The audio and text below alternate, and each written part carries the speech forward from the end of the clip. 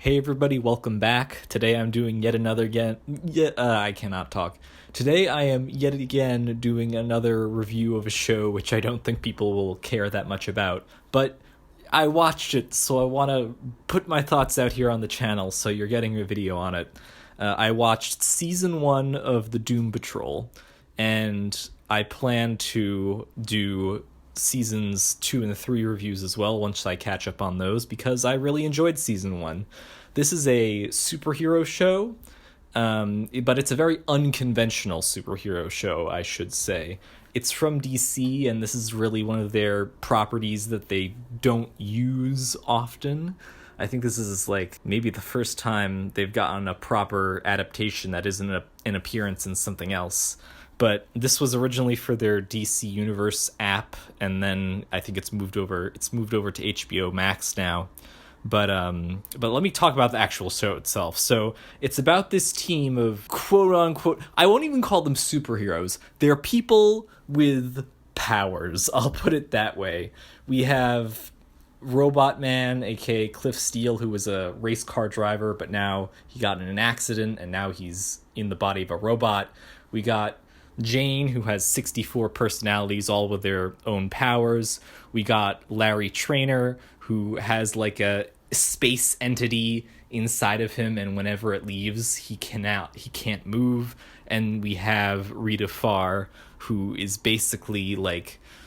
she's basically a blob in the shape of a human, is the best way I can put it.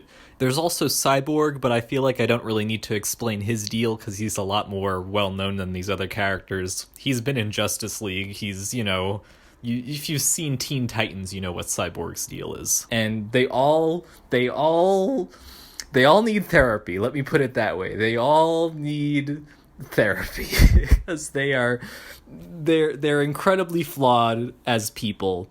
This is very different from most superhero shows in that it does have its wacky stuff, but it is very, very character focused. This deep dives and breaks down. It has the most flawed superhero, some really flawed characters, and they do a lot of character work with them to really get you invested in them. And they all have their own storylines and drama, but that's sort of alongside the main overarching story of the season, which involves the chief, who's the person who sort of brought them all together in this X-Men style mansion, and he's been captured by the villain, Mr. Nobody. And I'm sort of glossing over these elements because I want people to watch the show for themselves because I really enjoyed it.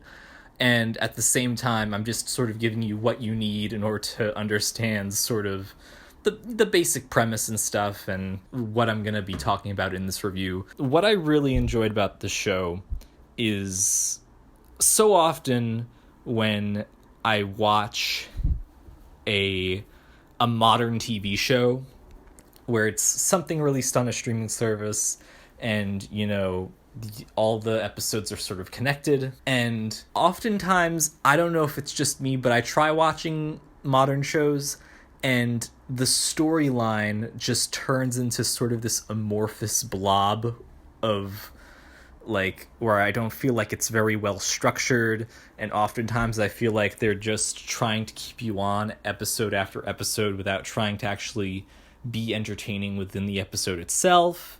And the characters, it feels like there's a lot of drama, and I don't feel like I'm going anywhere.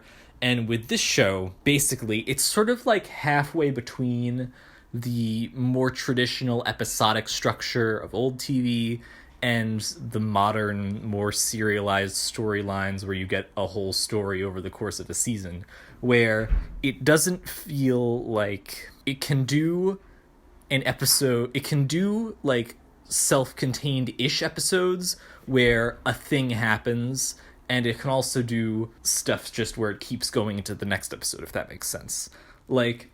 It'll do an episode where, there'll be an episode where maybe it doesn't super tie into the main plot, but you still feel like it has value.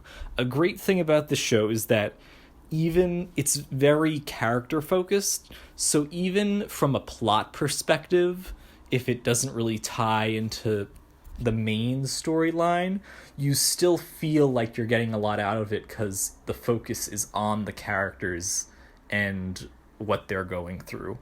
So even if it's not, even if, like, I feel like a lot of people will just be like, oh, it's filler if it's not super into the main story.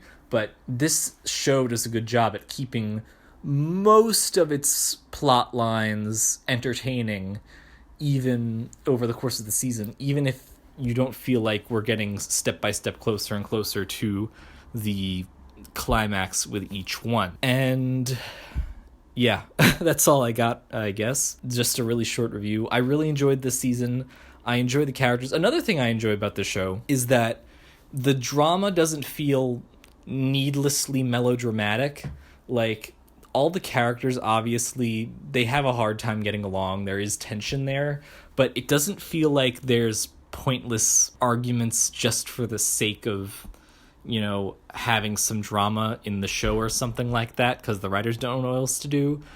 Whenever there's someone yelling at each other, I can always tie it back to, I can see where they're coming from, or I can see why this is difficult and stuff like that. And yeah, that's something else I appreciate. But yeah, that's what I had to say about. Oh, you know, something else I should mention about this show is that it's really weird. It's just incredibly, incredibly weird. Like, it's probably the weirdest superhero show I've ever seen. It's just like, you know, there's like a prophet horse, there's a sentient street, there's just, you know, a cockroach predicting the apocalypse. Just, it's the weirdest show. But, you know, as I said before, it's really great characters. Just, you don't really think about it, but I'm glad it embraces its weirdness at the same time.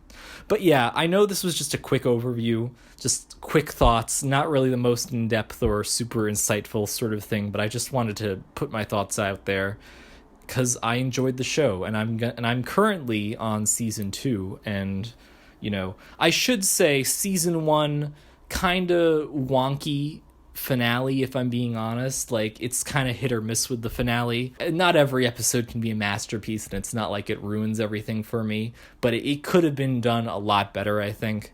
But with that said, it's like a show, so you can just continue on to the next season, and it sort of becomes like less of a disappointing climax and more of a rocky, rough patch episode, I guess. Well, not really, but you know, it has its imperfections. There was one arc where I was like, okay, I'm not that interested in this, but, you know, for the most part, I think the characters really kept me, like, I really enjoy the characters.